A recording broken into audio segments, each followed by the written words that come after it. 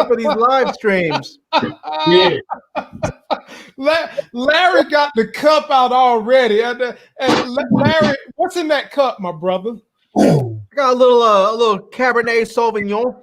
Oh, I don't even know how to pronounce that, let alone spell it. Cabernet Sauvignon. It sounds so official. Might as well make me. Oh my Lord! Here go T-String. There we go. So Larry T-String's about to set it off. Larry got that imported from France. T-String's got that P. Diddy Patron over there. What in the world?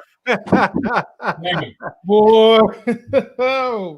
Well, ladies and gentlemen, welcome. Oh, he mixing it right in front of TV.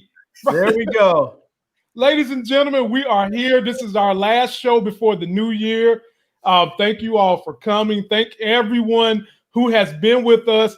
Larry, can you believe some of the people in this stream and T-Streams have been following us faithfully almost every episode since March? And you see all their names. Man. Yeah. Muchella, Buzz, Tressa C. They have been following us since March, all the way through this journey. Larry's channel has grown. T-Streams has started a new business. I went from 119,000 subscribers to almost 125. My Robinhood account went from 50 grand to I'm almost at 200,000. If tomorrow's a good day, I might eclipse 200,000. We've all stayed coronavirus free. Man, it's been a good ride, y'all. And we're going to have more great stuff for you guys coming in 2021. Stick with us. Yeah. So we've got somebody who's hollering at us from Australia, Jeff King. What's up, my brother? Down under. Down under. Is the sun shining down there right now? Is it daytime or nighttime in Australia right now? It's summertime out there for them. Hey, yeah. Hey, well, I got somebody to hang with when I finally do take my daughter to Sydney, Australia. So there you go. Ladies and gentlemen, we're going to get into it. We're going to cover stock market and expectations for next year. I've got a couple of stocks I think you guys should look at coming for next year. Joe Clark, the inspiration behind Lean On Me, he's passed away. We definitely we definitely got to talk about that. Batman? No, Joe Clark, man. Joe Clark. I know. Yeah. That's what he said. Don't you remember the movie? He said, call me Batman. Oh, I got a clip. And we got another Karen situation, ladies and gentlemen. Damn it. These people need to start being prosecuted to the highest extent of the law. We're going to discuss that. We've got a trailer clip for Snowfall, season 4. Everybody keeps saying me and Larry and the boys need to watch that. I've never seen it. We'll see if it's worth it. And then we'll end on power fan theories. Did we have a clip of that brother showing us a new and innovative way to open iced tea? Who, T-Streams? No, that brother who showed us in the convenience store a new and innovative way to open up your can of iced tea. No, I don't got that. You haven't seen? I'll have to see if I can find the clip and share it with you. Yeah, you're gonna have to share that with me. And before we get started, of course, big shout out to everybody following us. You could be anywhere you want to be on the planet Earth, and you're with us, and we're grateful. And I also try to do all kinds of things to be a little different and make sure people are engaged. So one thing I'm doing now, if you've got a social media you're trying to grow, you follow my channel, I'm gonna send you a shout out. And this one is a good one for the fellas. This young lady follows me and Larry, hardcore. She has a huge Instagram following. She got like 32,000 people. She wanted me to send you guys a big shout out. Go follow her on Instagram. She does beauty. She does blogging. And she's pretty single too. So B. Avery, she's down there with you around the Texas area. You can't say I'm not my brother's keeper. But big shout out to the subscriber. Thank you for sticking with the channel and hollering at your boy, and we appreciate the love. But there you go. Dang, B. Avery. Man, what are you waiting on? All right, ladies and gentlemen. First thing we're going to jump into, let's talk about Robinhood, and let's talk about stocks and portfolio performance this year. So you guys have been following me and Larry. This is my Robinhood account. It started out at $50,000 in March. We rode the highs, we rode the lows. And if this market can be good tomorrow the way it was today, I might make it to $200,000, which would be a $150,000 gain in a year, in which I took $50,000. I invested some of it in high producing stocks, and then I used the rest to do options, and I let that grow, and I kept right on putting it back in. So one stock that I told Larry to jump on when we was having a debate about cryptocurrency, I told him to get it. He said he doesn't understand it, so he didn't want to mess with it. Okay, that's cool. Riot. I've got five. I said I don't understand cryptocurrency, so I'm not getting into cryptocurrency, but I actually bought Riot. I bought Riot at like $11. Oh, wow. So you did get in. I did. See, ladies and gentlemen, my brother finally listened to me. He finally listened to me because I was telling him I don't like cryptocurrency either, but I do like the technology that advances cryptocurrency, which is what this company does. And Larry, do you remember when we told people to buy the stock Riot Blockchain? Yeah, it was a little bit ago. It was maybe what, 2 months ago? No, it was November the 28th. Oh, was that soon? Jeez, it was that soon. Flying. And I got in at 720. It ended at $17.92. Look at my return in less than a month. Nice. Yeah, man. When me and Larry tell you guys about things we see, you got to follow us on it. And so some hot stocks that I want to tell you guys about, of course, you got to watch Tesla. Tesla has been getting so much good news. They got a lithium-ion battery boost investment today, and they're going to be getting another one in 2 weeks. This stock is liable to be maybe $750 before the end of January. So Tesla's on my list for you to watch out for next week. And for you people that are into the reopen stocks, if you're into the gasoline stuff, I'm in the Exxon.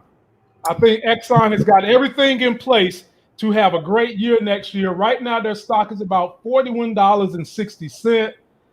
Price to earnings is a little higher than what I would like, but look at what they pay in a dividend. They're paying $8.34.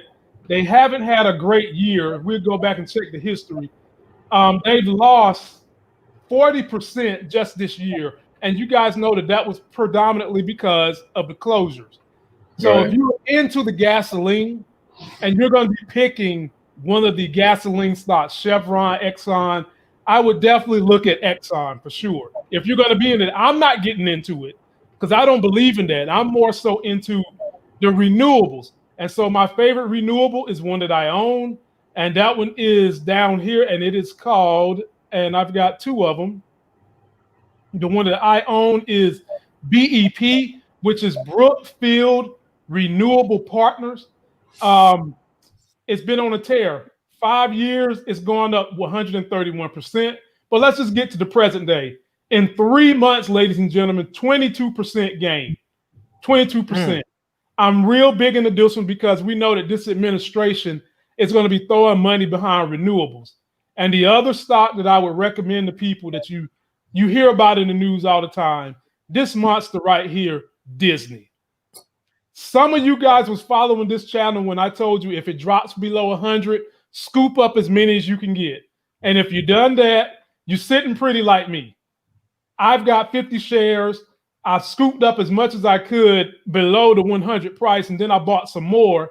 And when I got it, my average cost was $134. I'm up $2,000 in just 6 months. Ladies and gentlemen, stick with your boy, stick with Larry. We're going to keep you guys rolling.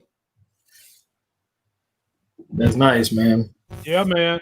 We got to keep people right. We got to keep them right. So that's all the business we've got out the way, ladies and gentlemen, in terms of what new ones do you have, man? What new ones do you have for the new year?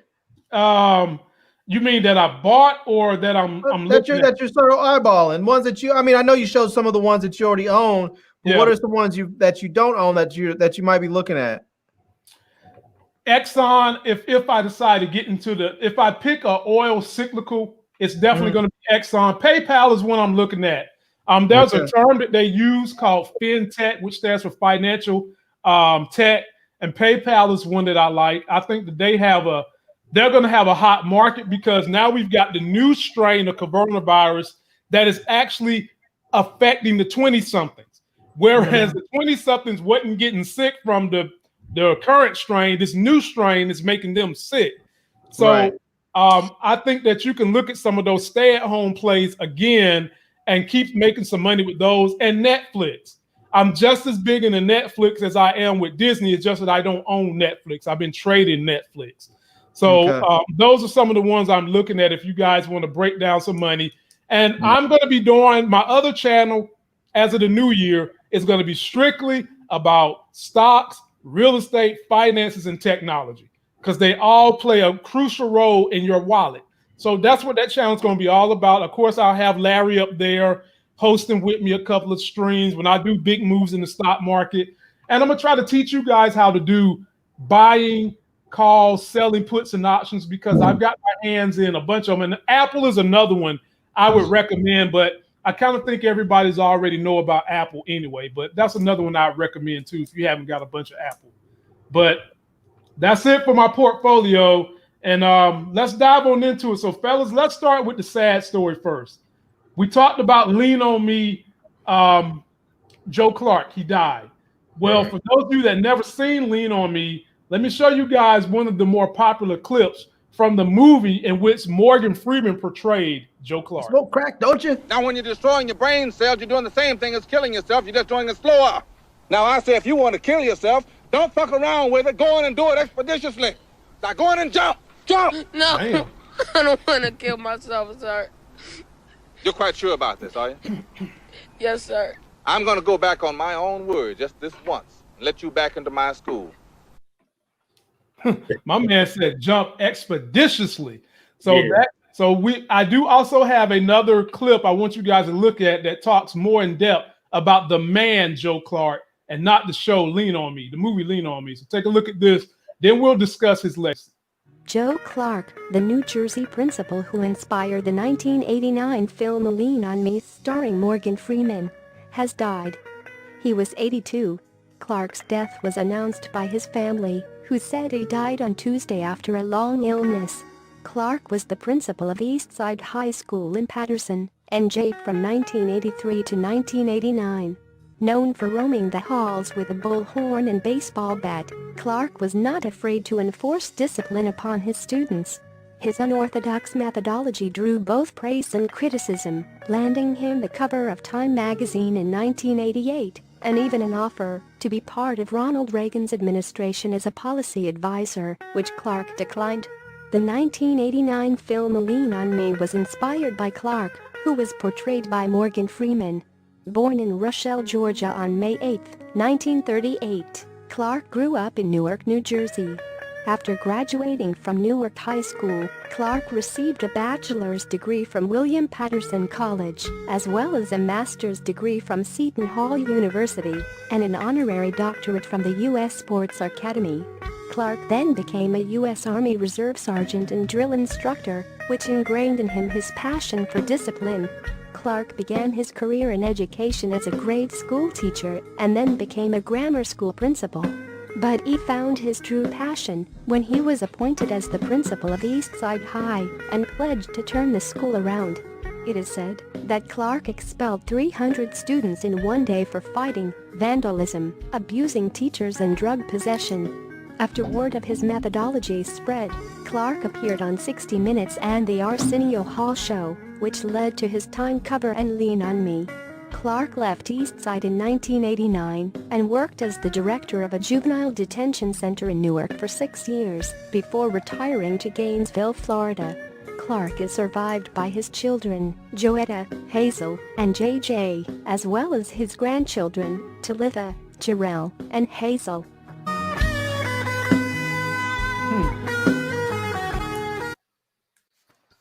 These streams, I'll give it to you.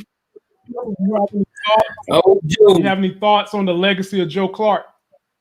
Yeah, well, back when he was principal, a lot of that same stuff was going on through a lot of schools in a lot of predominantly Black urban areas where most people my age probably got paddled at school and probably, probably got talked to a little bit forcefully. I think his legacy is going to be remembered forever. Not only because of the movie, but they actually had, educational laws, put into effect behind him. And in your clip, Reagan wanted him to serve as an advisory. And you can sort of see as an advisor, but you can sort of see why he probably declined being Democrat anyway. But I think he set a precedence for urban schools all over. It's a loss. He got a chance to see 82, so he definitely lived a full life. And I think once, I'm not sure if it got a little bit broader. I know where I was raised and went to school from. I mean, we got like hit hard, like with what? Like, oh my God, man. What? Now we had paddles that was wider than my hand with holes and 2 and 3 feet long, and they tell you to strap it. I mean, hold that desk and toot it. Wow. Larry, I'm gonna move to you before they sick the ASPCA on us for talking about paddling and turning hind parts over and stuff. The last time I can recall that they had corporal punishment when I was in school was kindergarten. After that was it. But like I said, I'm born 1980 something, so But Larry, your legacy of Joe Clark and what did the movie Lean on Me mean to you? Yeah, man, it was an interesting movie. I mean, I can't say that when I watched it back in the day that I fully appreciated what he was doing and the situation that it was, that there was. I mean, I watched it and found it mostly just entertaining. Okay. I mean, some of the things that he mentioned in there, I just thought were funny. Like the whole thing, they used to call me Crazy Joe, now they call me Batman. All these kind of one-liners that they had, and if you're gonna jump, don't fuck around, do it expeditiously. You want to kill yourself? You smoke crack, don't you? You smoke crack. I mean, these are things that we used to just joke about as a kid, but I mean, these were real issues in the schools there at the time, and I mean, I was lucky, I was blessed. I didn't have to deal with that stuff growing up, and the schools that I went to, but a lot of people did, and I'm glad that there were some people that were like him to help people on the straight and narrow. Now, there was a lot of controversy around, his methods because he was, like they said, he was kicking kids out of schools. Like, oh, you're here not to go to school. You're here to fight and run around with the gangs and do drugs and you can't be here then, and would put people out. And there was a lot of people that thought he was setting a bad precedence because he was, and not just for his school, but nationwide, because they felt, a lot of people felt like his example was saying the only way that you can deal with young black people is through aggression and the threat of violence. And there was a lot of people pushing back against that very thing, saying, hey, our kids don't need this. Our kids need something different. And if this is what white people think that we need, or think this is what we're going to give each other, this is how that you can get black kids to behave, this is what they're going to give us. And so there was a lot of controversy around what he did and his methods. But, I think ultimately, anytime you have someone like that, there's going to be kids that come up through his schools. They're going to become great human beings. They're going to go out there into the world and they're going to be wonderful successes. And they're going to attribute a lot of that success to him. And there's going to be other people that failed miserably, and they're also going to attribute their failure to him. So, it's a double-edged sword in a sense. Yeah. And that brings up this whole ageless debate whether or not corporal punishment in school is necessary, and is there any benefits. Now it's absolutely over with. Folks going to jail, teachers getting smacked by parents, and all kind of crazy stuff for even raising an eyebrow at their children. But the reality of it is that this used to be our public school system in urban predominantly black areas. And so I tend to be a proponent of corporal punishment. But well, I mean, the problem with that is that you often have people that take things. They take things that they don't discipline kids proportionately, Right. and they don't discipline kids equally. So you may end up in a school where all of a sudden you realize, wait a minute, why is it that all the black kids are getting corporal punishment, but the white kids aren't?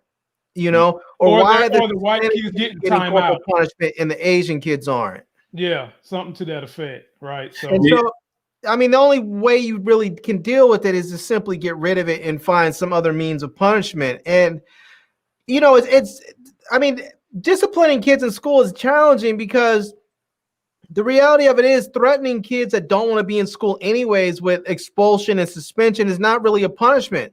I mean, I know when I was in school, my senior year in high school, and this is not trying to brag or anything, but when I transferred schools from my junior year to senior year. My junior year in high school, I was so far ahead of where I needed to be to graduate when I went to the old school that all I needed to take were just a couple of classes that were required by the district. Like I had to take government or civics, whatever people call it now. I had to take I think it was a life science or something.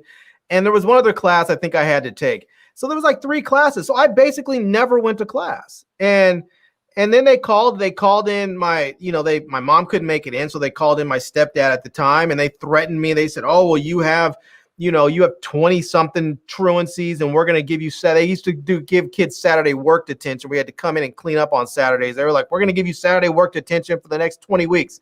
And I was just like, I'm not going, not doing it, I was like, I'm going to graduate. I was like, there's nothing you could do to stop me from graduating at this point unless you expel me from school because I already have enough credits to graduate right now. And I was like, all I need are just to finish these particular classes. So unless you expel me, I'm going to graduate. And so, I mean, the problem is that when you threaten to discipline kids with something that they don't want to do, like we're going to kick you out of school. Cool. I don't want to be here anyway. It's difficult, and you can't threaten kids with violence. If you have kids that come from bad areas that already experience violence on a daily basis, threatening them with violence is not going to work.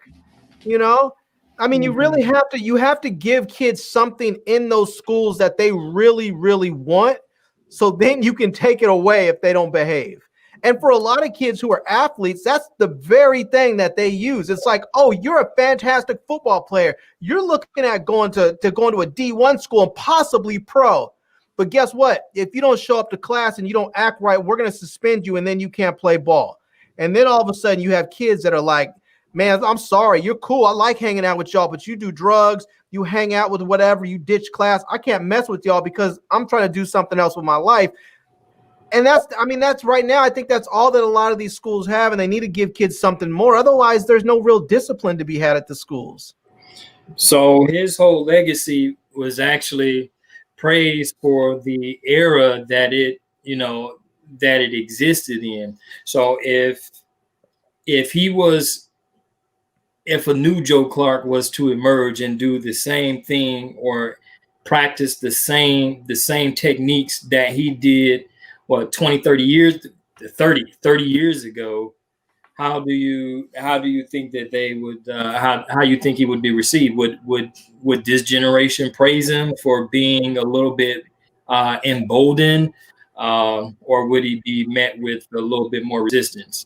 Oh, you can't treat this generation the way 30 years ago generation got treated. Times is different. Things have changed. No way. You had to take a different tack with this generation. Couldn't do it. But fellas, I'm going to end it there so we can stay on mission. And this one should run y'all's buttons through the roof because I was mad watching this. Ladies and gentlemen, for everyone that's in here for the most part has followed us from March till now. Larry and T-Streams, how many times did we get up here on this live stream from March to now and talk about Karens calling the police on Black people? More than I can remember. I don't have enough fingers. Or toes. Yeah. Ladies and gentlemen, it just doesn't stop. We've got another one. Take a look at this Karen. They're calling her the Soho Karen. Face off, that's mine. Literally, get it back. A startling accusation quickly going viral. Are you kidding me? You feel like there's only one iPhone made in the world? No, okay, then show me the. No, you get a life. The video depicting a distressed woman claiming her iPhone was stolen by a teenage boy. That boy, the son of notable jazz musician Keon Harold, who started recording as soon as tensions escalated. The hotel's manager seen approaching the teen. I'm the manager of the hotel. I don't care. He will This is right my now. son. Harold says he and his son were the victims of racial profiling, telling the New York Times the hotel assumed his son was guilty. I'm trying to help. No, but you're not helping. What you're being is disrespectful. No. According to Harold, the missing phone was later found in an Uber and dropped off at the hotel by the driver. The hotel responding to the incident, writing in part, more could have been done to de-escalate the dispute. We want to apologize to Mr. Harold and his son for this inexcusable experience. The incident following the Central Park confrontation back in May. Please call the cops. Please call the cops. I'm going to tell them there's an African-American man threatening my life. Amy Cooper calling 911, falsely accusing birdwatcher Christian Cooper of attacking her after a brief verbal dispute. There is an African-American man. I am in Central Park. He is recording me and threatening myself and my dog. Cooper later issued a public apology, but was charged with making a false report. Now Harold looking to protect his son from wrongful allegations. No, I'm not letting him walk away with my phone. The famed musician also accusing the woman of assaulting him and his son in an attempt to retrieve the phone. Police confirmed a complaint had been filed for harassment. NBC News was unable to make contact with the woman and do not know what took place prior to the video. Get my phone back. I cannot not have my phone. Get your ass off. The woman has not been publicly identified. Harold says, according to the hotel, she had been a hotel guest earlier in the week. And overnight, the boy's mother also posted on Instagram responding to the support the family has received, telling others to wait for a proper ID on the woman. Larry, I'm going to give this to you first. The lady grabbed the son and pushed him. So I want you to start your soliloquy with this. Would the dad have been wrong for pushing her off his son? She's a 22-year-old, grabbing your 15-year-old son, thinking that he has your phone, and he really doesn't. They've already talked to the hotel manager. He's not really doing anything. The police was called. If this would have been your son, Larry, and she's grabbing your son, trying to take the phone out of his hand, would you have been wrong to push her or restrain her? And then go into your full soliloquy. No, I mean, he wouldn't have been wrong for defending his child. I mean, actually, the little boy's only 14 years old. But here's the problem, and this is a terrible thing as being a black man in this country. Something like that happens. It makes you feel so just impotent. I mean, because you can't even take the moment, you can't even defend your own son in that moment, because if he had actually struck that woman or even just so much as pushed her back to keep her away from his child, that man might have potentially have been killed. The police might have showed up and killed him. You know, I mean, there's nothing that he could really do in that moment. And it's horrible. I mean, you're talking about, and this is the thing that frustrates me to no end, is that we see these things and like that brother, that dude is a Grammy award winning, jazz musician who's played with all kinds of big name celebrities out there. And so there's an interest in the media to put him out there, to show him. The other brother that was out there that was with the whole bird watching thing. This is like another Harvard graduate brother out there that was working with all these big name companies and was well to do. And so there was an interest in showing him. There's a lot of young people out there that don't have that. There's a lot. I mean, what would happen if some brother was out here and he was just Christmas shopping with his young son, and he just happened to be a dude that worked at, you know, some local pizzeria or worked at Walmart or at UPS or something, and he wasn't a big name anything, wasn't the graduate of some fancy Ivy League school, and this happened. I mean, there may be no interest in this story at all, and so you may have a brother that's out there now who's you know, who knows what would happen. Maybe they took his phone. I mean, it's just crazy. I mean, this whole thing, I don't even know what's up with that woman. It just, I mean, this whole story to me made no sense. I was like, this woman stayed at this hotel days ago, and she's thinking that this young boy who just, I mean, they had got there like that day or the next day. They weren't even in the hotel. They weren't even staying at the hotel at the same time. And like the black family wasn't even there at the time that this white woman was there. And somehow she thinks that he stole her phone. I mean, it just doesn't make any sense. It's complete and utter lunacy. It's just, I mean, not to mention, it's damn near impossible to actually use a stolen iPhone nowadays. Apple has these things so locked down that if you steal someone's iPhone, unless these people don't have any security measures on there, the phones are useless. Well, I'm gonna give it to UT Streams, but couldn't the manager have called the girl phone to see if that boy's phone ring? I just feel like it escalated too much. And being in New York, you already know when you start calling the police or you start insinuating that a black person has done something, well, not even just New York, worldwide. I mean, it's United States wide, it escalates things. So couldn't the manager have called her cell phone to see if that phone rung or something? T-Streams, what do you think?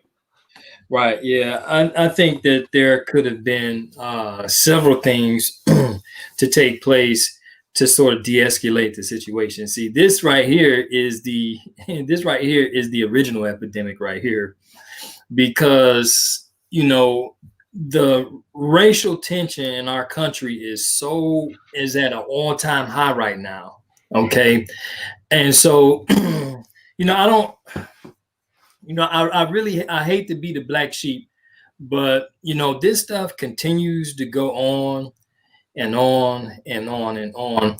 And, you know, it's terrible, you know, it's really difficult trying to figure out how to even process it, because while I'm watching the video, I'm saying to myself, that could be me. Okay. That could be me. This could spiral out of control. That could be any one of you guys, or anyone, and it could spiral out of control. And because the sensitivity of racial tension in the United States of America, things can click and go that fast. I mean, this woman was hysterical. I mean, she over a damn phone. Right. And so, you know, so the option, you know, the question then becomes, see, he was fortunate enough to be by his son, so he was able to protect him to a certain degree. All right. You know, now I'm a whole different breed of person. You know, I'm not no whole ass dude. I don't go beating up on women and stuff like that. You know, I don't do that. All right. But I think for me, if I'm approached, you know, in these situations like this, me personally, I would have probably pushed her out the way, and that would have had consequences of itself, you know, because mainly for the simple reason I'm tired of seeing it. And it's so rampant that this whole, you know, it's so rampant that this whole fiasco now has a theme behind it, the crazy Karens. All right. So just by nature, you know, if it continues to be rampant, the law of averages says that at some point it's going to be my turn. Okay. And I don't want it to be my turn. You know, I don't want to have to put myself in a position to act an ass in public, because I'm not very good at turning the other cheek. You know what I'm saying? I'm not very good of being degraded or put down or belittled or seen as inferior to someone else because of the color of my skin. I'm still being worked on some in some areas, and so I would react a lot differently. But man, if this is not brought under control, then I'm afraid to see what the next escalation of these particular scenarios is going to be. So right now we really with our backs against the walls, because at the end of the day, we all faced with this one question: what do we do? Yeah. Okay. Because all of us go to Walmart, all of us go to Targets or these places where these events take place, supermarkets. I don't know about anybody being in hotels right about now, but if you there, we frequent these places, the exact same places that these incidents seems to be happening at. In other words, the potential is there every time you go out in public places. Mm-hmm. And because of our skin color, and because of the racial tension in the United States of America, when it is our turn, the question becomes, what do we do? Do we sit passively? Do we fight back? So that in itself is a stress for the Black man. I just think that one thing that they've got to continue to keep doing, some of these places where these Karens and others have been doing this, the police departments have been pressing charges on those individuals. We need that to continue to happen. That has got to continue to keep happening so that people don't start thinking twice, so that people will start thinking twice before you just holler at your mouth something that shouldn't be, which is an escalation because the person that you're dealing with is a minority. And I mean, it's just got to keep happening. But see, how far does it go? So they give you these filing false reports. You get a ticket or go to court, plead guilty to a lesser trial, criminal mischief, $100 ticket, and then it's got to be punitive. It's got to hurt. But see, that's the thing with her in this case. She should be charged and prosecuted for criminal assault and battery, and with special circumstances, because she assaulted a child. It wasn't just she went after some grown adult who she thought took her phone. She went after a child. Yep. And there should be, and I don't know about New York, but in California, there are special circumstances where you can go after, where they can tack on more severe punishment because of that. And they should go after her to the fullest extent of the law because she assaulted a child. See, this is the thing. I don't have kids, and I don't have kids. I don't know how I'd respond if this was my child. I can only imagine how I'd feel and how I'd respond if somebody came after my niece or one of my nephews. I know for a fact that if that had been a woman coming after my wife, I probably would not be on this show talking right now, because I think that if it came down to somebody stepping between me and my wife, I will consciously make that decision that I'll have to sacrifice myself in whatever that means, whether that means physically being killed by the police or being my loss of freedom, whatever. I swore an oath to God to protect my wife. And so that oath to God means way more to me than anything else that someone's going to do to me later, or in that moment. I just hope that never happens, because we live in a country where that could happen to any one of us at any given time. I mean, we have seen from what we have seen just throughout this year, we're not even safe in our own home. I mean, you had that cop in Dallas or wherever, Fort Worth, wherever, that woman walked into the wrong house and blasted a dude in his own house. Breonna Taylor was sleeping in her bed, got blasted in her own bed. But yet, I mean, we've had this happen numerous times. But yet that fucking bomber, they come back and find out that the police had been called on him because the girlfriend said that he was making a bomb in the camper. And you mean to tell me the police had the audacity to say we couldn't come up with no kind of warrant? Well, hell, you just busting up in black people's houses without warrants. What the fuck you mean you couldn't come up with a warrant to go check this man's RV that is outside? I don't want to hear it. Somebody explain to me what's that. What the hell is that? Yeah, You know, let somebody say Lamont or Larry is making the bomb, and call it in on the tip line, and watch somebody be coming at your door. oh my Lord, Howard, they wouldn't even need a warrant. Let somebody call the police and say, we seen Lamont putting fertilizer in his Tesla Model 3 battery, and he's about to ride downtown. Bro. Yeah, but we'll move on. We'll follow this. We'll keep bringing you guys information because we want you guys to be protected, protect your families, and we'll keep trying to figure out ways that we can do this outside the law, because oftentimes it doesn't seem like the law is on our side. But you know what, Lamont, here's the other thing too, that I think I know people don't like to hear this on both the white side and the black side. People don't like to hear it when people say it, but I'm saying it anyways. Police officers, the law needs to start prosecuting these people, because eventually what happens with all people, no matter if you're in this country or any other country, eventually you get to a tipping point where people say, I will no longer accept this behavior, and they will strike back with violence.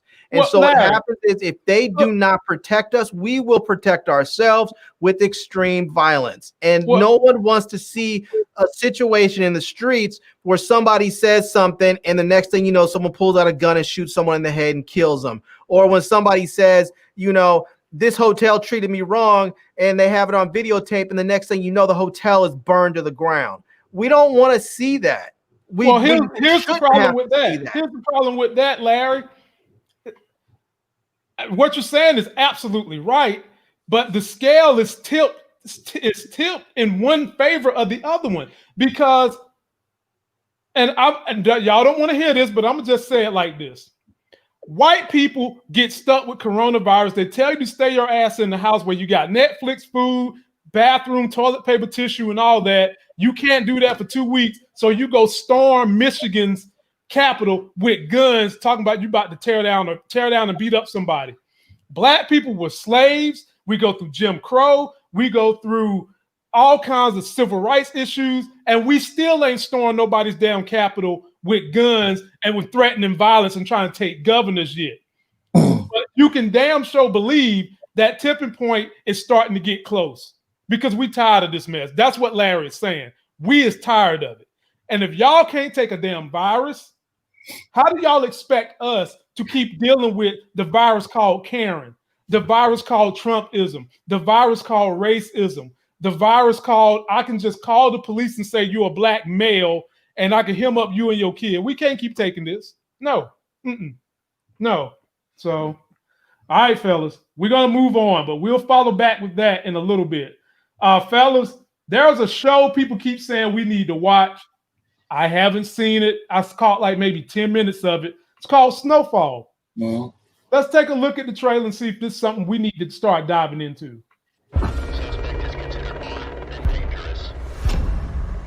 I've been beaten. I ain't going nowhere. Locked up, even shot. I ain't going nowhere. Just like this product. I ain't going nowhere. Suspect is considered armed and dangerous. Snowfall premieres February 24th. Well, damn, they look like they done got Larry. What? Oh, okay. He had to go refill his margarita. Cheers, man. Salon. So, T-Streams, tell me what you know about Snowfall, and should we be trying to review it season 4? I know absolutely nothing. Okay, I've never seen the show. I've heard of it. I've seen the previews, but I've never watched it. Okay, to be perfectly honest, man, outside of Power Man, I don't even know if I even touch my TV. I'm glad to be a part of this. This panel here. You guys are opening me up to some new things on the tube, and I guess while we're dealing with the shutdown and trying to be at home a little bit more, I guess it's a good option. It looks like all the previews that I've seen, it always looked like it's probably a pretty decent show. Look like it's you can correct me if I'm wrong, I haven't did any research or anything like that, but it looks like it's about dope game back a few years back in maybe. LA at the start of like the crack cocaine in LA. Okay. Yeah. Okay. So those things are relatable. So I definitely can see trying to check it out, especially if it has things that us men like, guns, action, pretty faces, stuff like that. Yeah. Okay, Larry, what do you know about it? Now, the only thing I know is the young man that plays the main character. I've seen him in some other shows. He can act his butt off. But what do you know about Snowfall? Yeah, man, I watch it. Snowfall's in my regular rotation. So what? Yeah, man. And you've been holding out? No, I told you to watch this show like 2 years ago. You know? So let me get this straight, Larry. Let me get this straight. You've been watching Snowfall. Uh-huh. You know everything that's going on. Uh-huh. And you ready for season 4? Ready. So you, in essence, what you're telling me is you're calling me out, telling me I got 1 month to watch all 4 seasons, which means I had to watch a whole season every week, get caught up, do my homework so that I can get up here and give people a good review and breakdown along with you. Yeah, man, you got to catch up. It's dope, though. You'll like it. It's not going to feel painful at all. It's not going to be one of those things where you're like, no, you'll fly right through it. It's good. Okay. And you'll like what's her name? The chick, I think her name is, what's her name? Her name is, she plays Auntie Louie, I think it is. Auntie Louie. Anyways, her real name is Angela Lewis. But you and I could both like her because she looks like a skinnier version of Mercedes. And I like driving cars. Yeah, just imagine Mercedes look with the fit that I like. Yeah. Yeah. Well, ladies and gentlemen, I'm going to hold y'all accountable. Y'all are going to have to help me usher through 4 seasons before the middle of February so that can be the next show me and Larry bounce to. Now, this is set in the 80s. It's set in the 80s, so be prepared for some Jerry curls.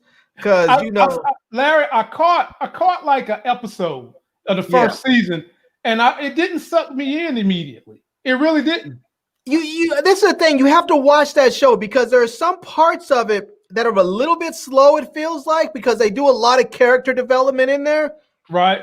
But the thing that I love about it is the young black dude that plays the main character. He plays Franklin Saint.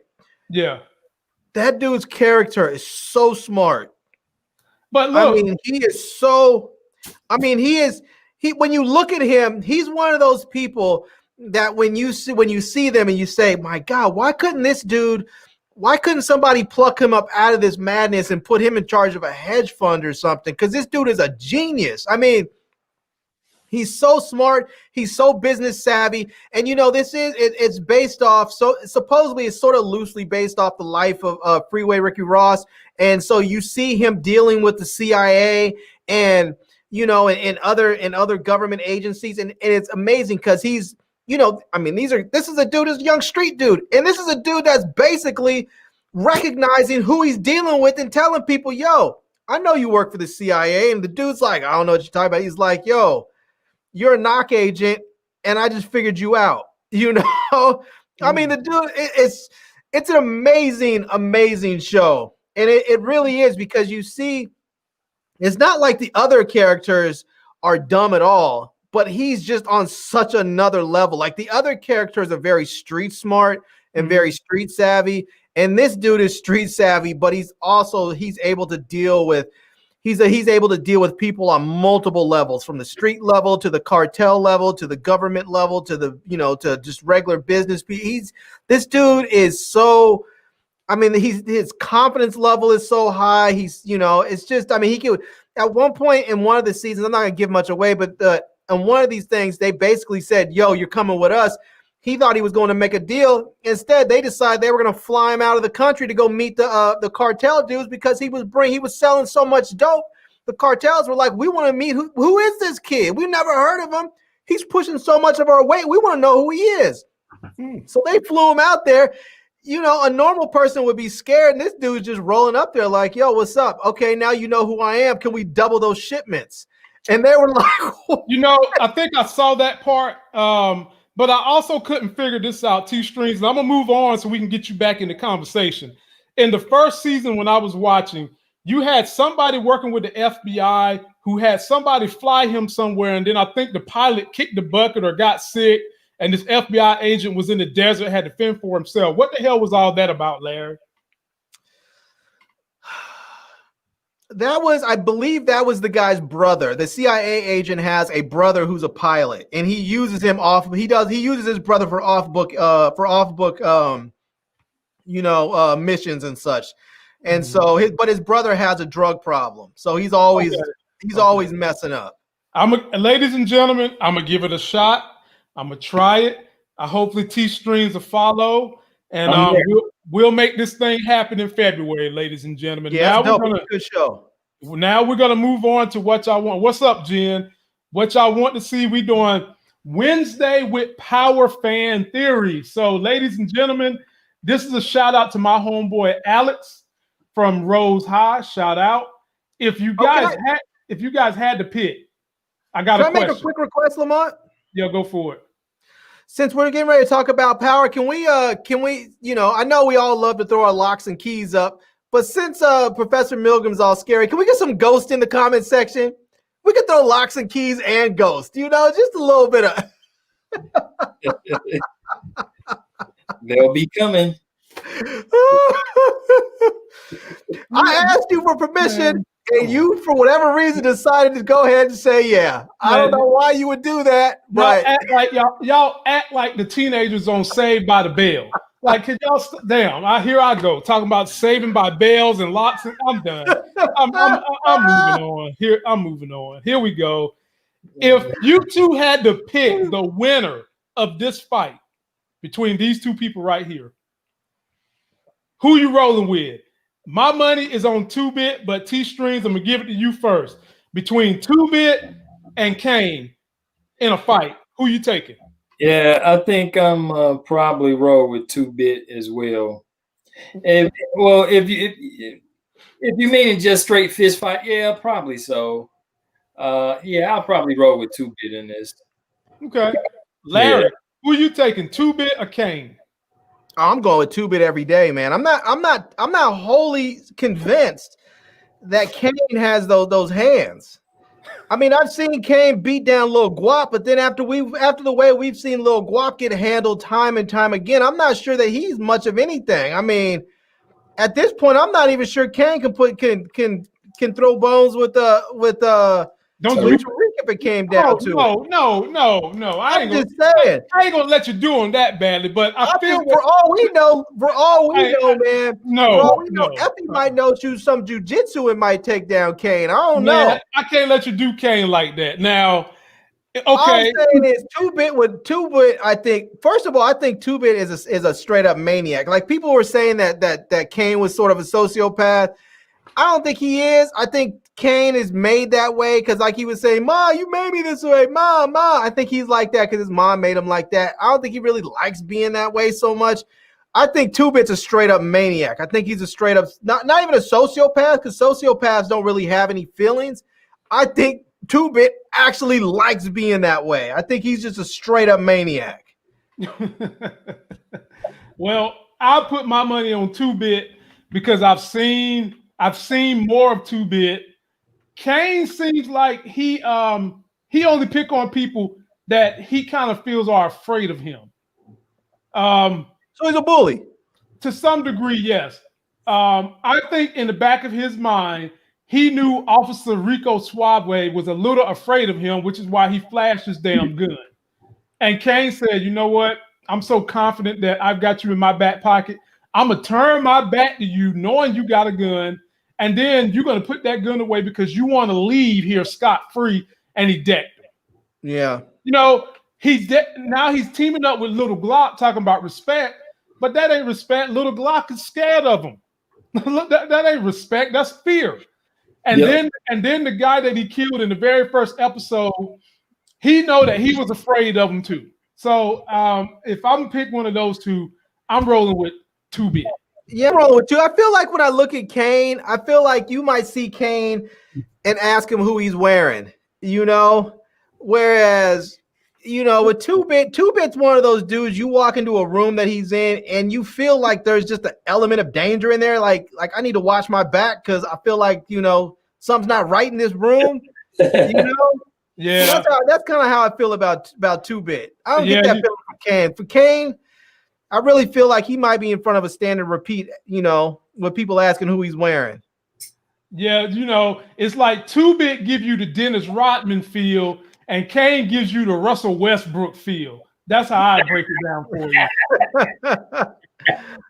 That's how I break it down. So, but now let's move on to the next fan theory that someone wanted me to ask you guys. I'm going to read this one for you. Here we go.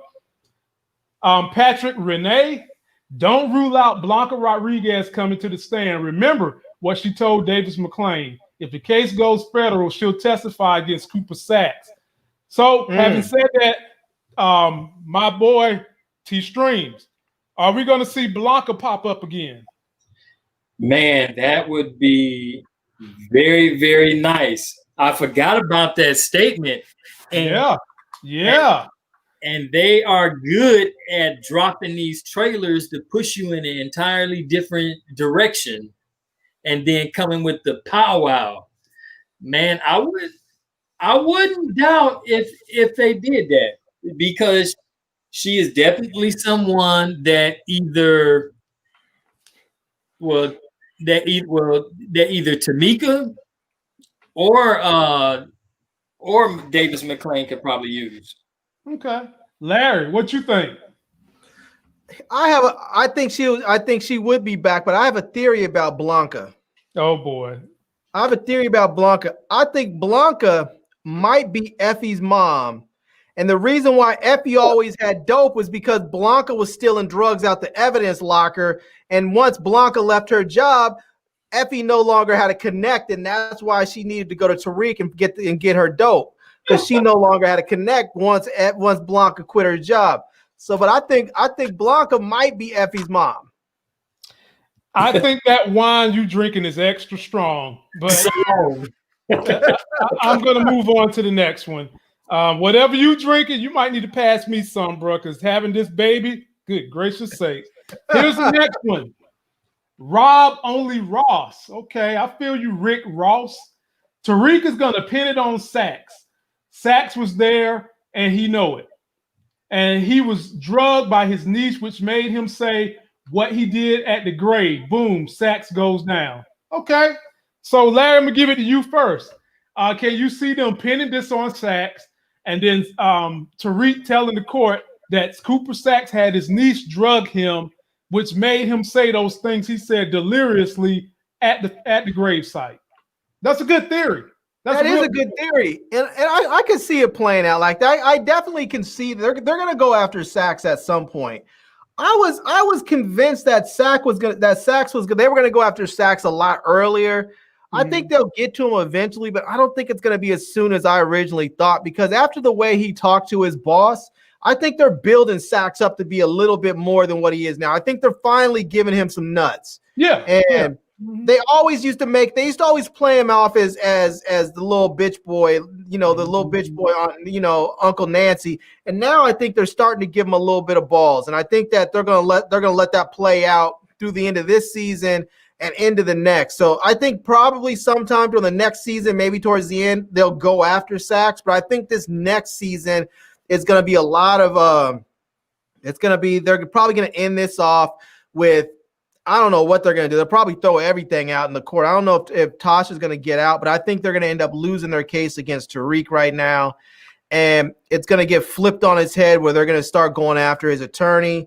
And then it's going to get, I think we'll go into the next season with it starting to go after this game between McLean and Sachs, and how we'll see how Tasha and Tariq get mixed up and all that. All right, T-Streams, how do you like this theory? What do you think? So the theory is pretty solid, So here's what I think, though. Okay. Tariq can't go to jail. If it came out in court that, you know, if it came out in court that he killed them or blah blah blah, you know, it's gonna cause for some reason to either arrest, apprehend, hold, detain, or something for Tariq for a little while. I just don't see them ending the season with him being locked up and his mama going free. All right. So in support of that theory, because one, Blanca knows that he was there. Okay. Tariq knows that he was there. Tamika knows that he was there. Davis McQueen knows that he was there. I mean, the one reason that it could be solid is because that is one scenario that could cause a mistrial, and both Tasha and Tariq are let out. But they could do that. They could swing us that old cliffhanger and just bring up the whole court scene at the end and just leave us in the cliffhanger to the next season. Who knows? Oh, they're definitely gonna do that. Yeah, they're gonna do that. They're gonna definitely do that. I'm definitely with that theory. The consensus is that we're going to get a mistrial somehow, some way. And during the trailer clip, there's a BMW that's getting pulled by the police. I theorize that could either be Tommy or Cooper Sacks. And if they're going to go the way that you guys are talking and the way my man's theory went, that's probably Cooper Sacks that they're arresting, because I've always said that judge knows something was up between Davis McClain and Cooper Sacks. Yeah. And so I guess we'll see. We'll see. Here's the thing. I don't think there's any way they could possibly get Tariq. I mean, because you have Sachs that was there that night. You have Blanca that was there that night. You have Tommy that was there, Tasha that was there, and Tariq. You have 5 people that were there. Tasha's already saying that Tommy did it.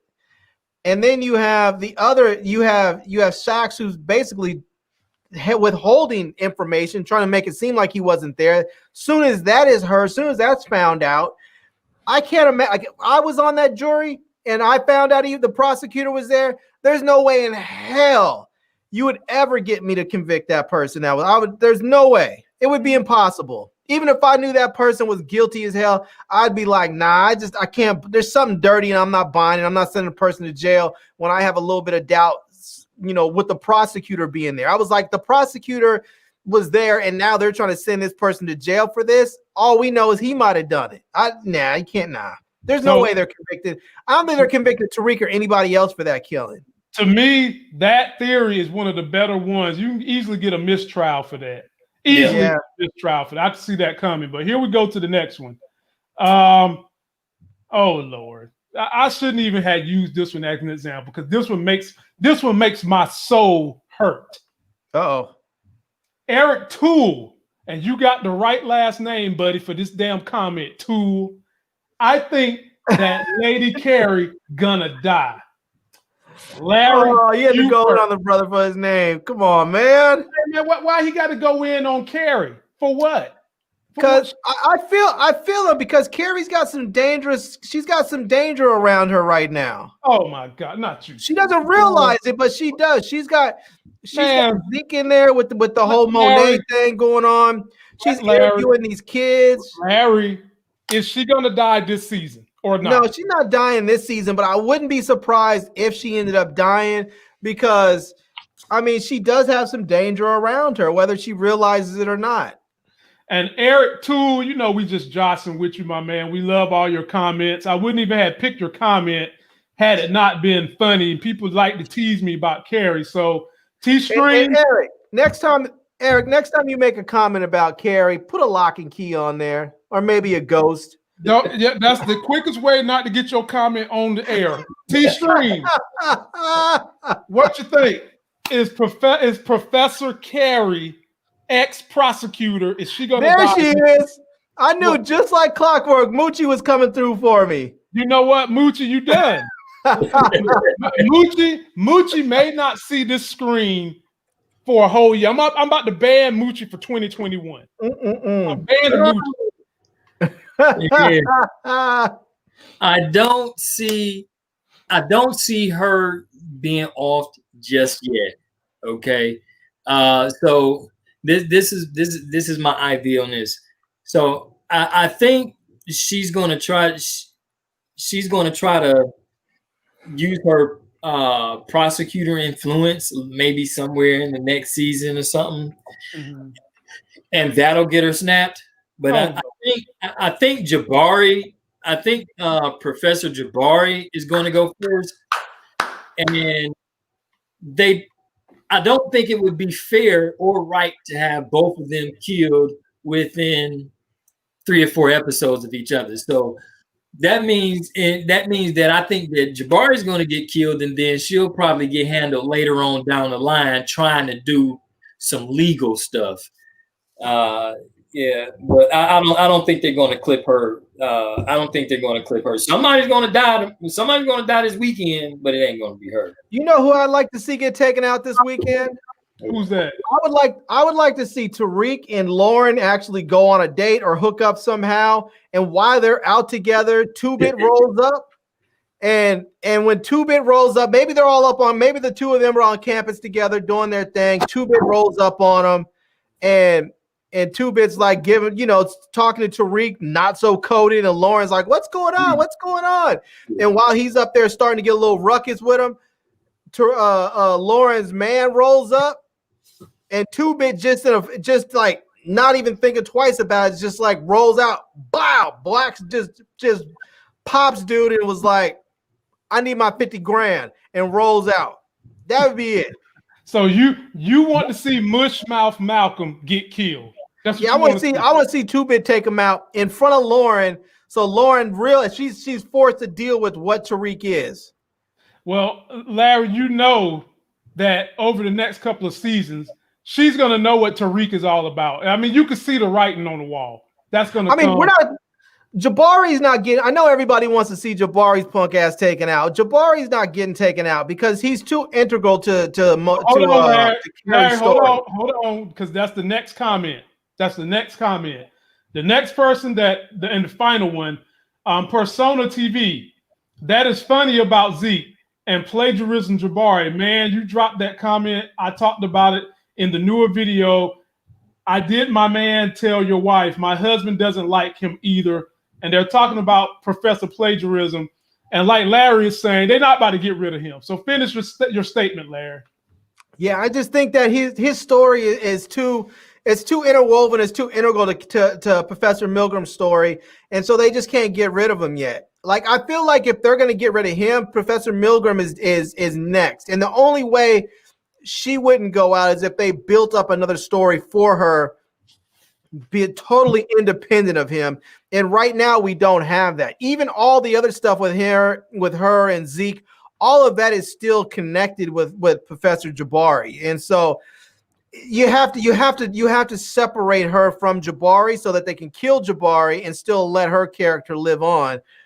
And right now they haven't done that. So I just don't see him getting taken out. T Streams, in terms of Jabari, you want to keep him on the show? Do you think he brings gravity to the show? Are you ready for him to get killed too? Man, he don't bring no kind of brevity to the show. Oh, Lord. Stop it, man. I can watch the whole show and not even see that lame duck, man. Oh, my goodness.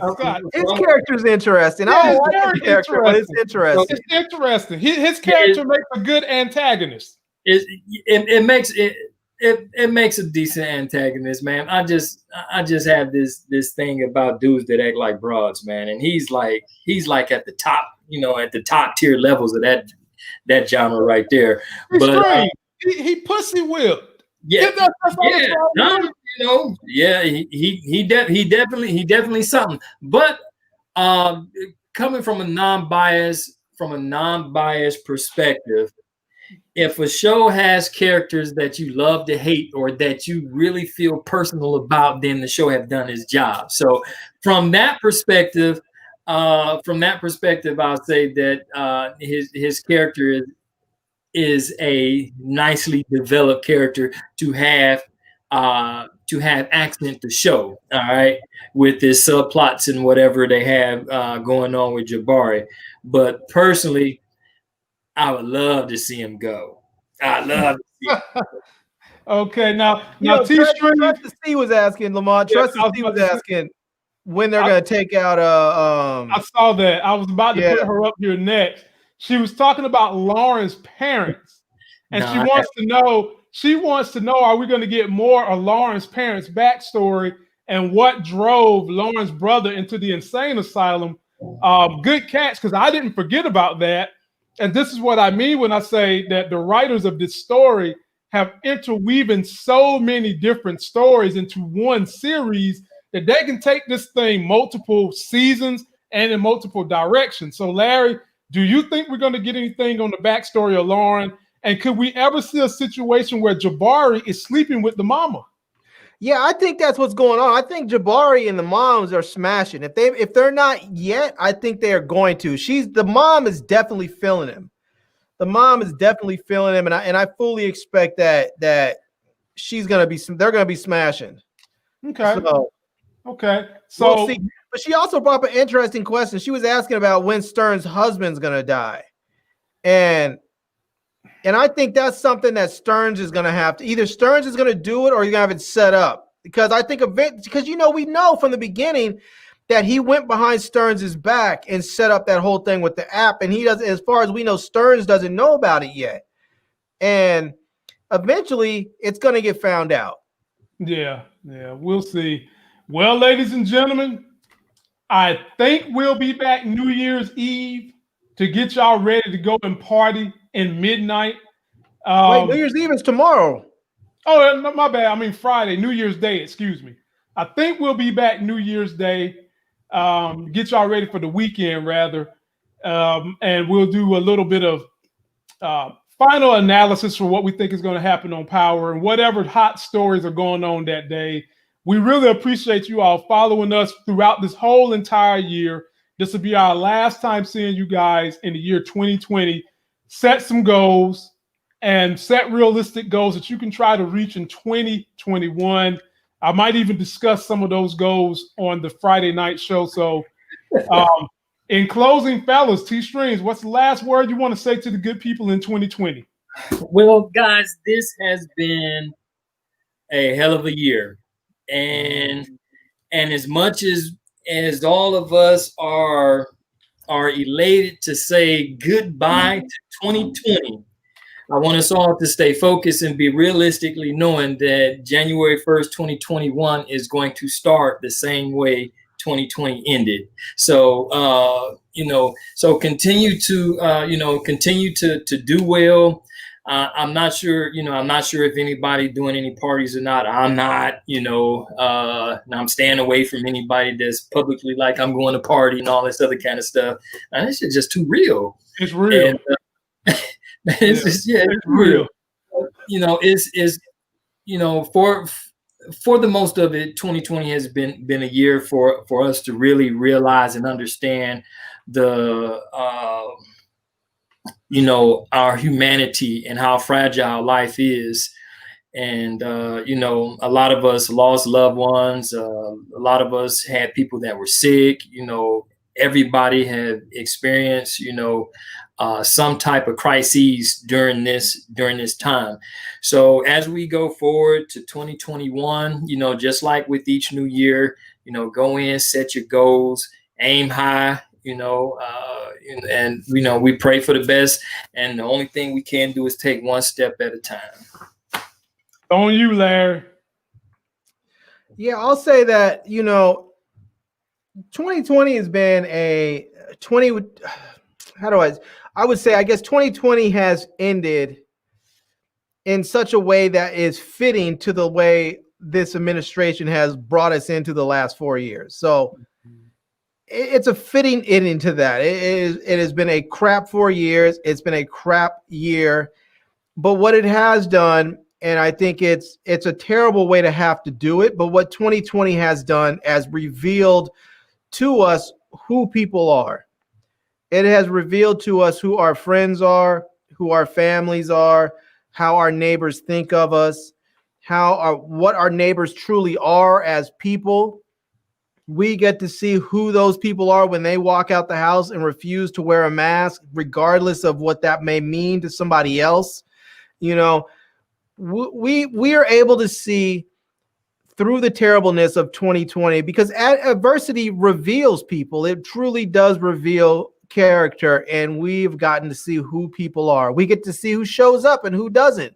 You may need someone in your life to simply pick up the phone or send you a text message and say, hey, I'm lonely. How are you? We get to see those people that actually return your call, return your text, you know? And so pay attention to that. I mean, in all seriousness, pay attention to that. You know, it's easy to let stuff slide, but remember who people are, because people do reveal themselves to you. And other than that, I just simply want to tell people to try and just live and be the best version of themselves that they can be. You know, wear a mask, protect yourself, protect your family, and just try and be the best version of yourself. I mean, sometimes we fall short. Sometimes we do things that other people don't like. Sometimes we do things that we don't like, and we find ourselves shamed and embarrassed of ourselves. But just remember that, you know, forgive yourself. We're all going to make mistakes. Forgive yourselves for the things that you didn't do, big and small. Maybe you did something stupid, like didn't work out when you said you were. Maybe you did something big, like, you know, got into an argument with your kid and smashed his Xbox, or yelled at your wife, or whatever. Just learn to forgive yourself and go into 2021 determined to be the best version of yourself.